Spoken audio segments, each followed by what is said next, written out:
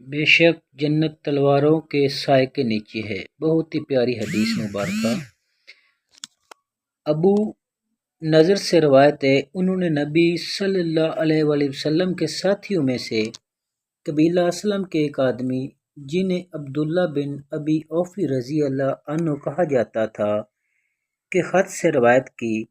انہوں نے عمر بن عبید اللہ کو جب انہوں نے جہاد کی غرض سے ہرویریا کی طرف کوچ کیا، یہ بتانے کے لیے خط لکھا کہ رسول اللہ صلی اللہ علیہ وآلہ وسلم اپنے بعض ایام جنگ میں جن میں آپ کا دشمن سے مقابلہ ہوتا انتظار کرتے، یہاں تک کہ جب سورج ڈھل جاتا آپ ان ساتھیوں کے درمیان کھڑے ہوتے اور فرماتے، لوگو دشمن سے مقابلے کی تمنا مت کرو اور اللہ سے عافیت مانگو، لیکن جب تم ان کا سامنا کرو تو صبر کرو اور جان رکھو کہ جنت تلواروں کے سائے کے نیچے ہے۔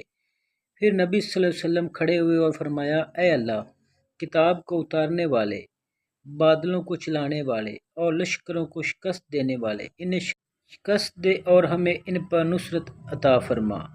صحیح مسلم حدیث نمبر 4542۔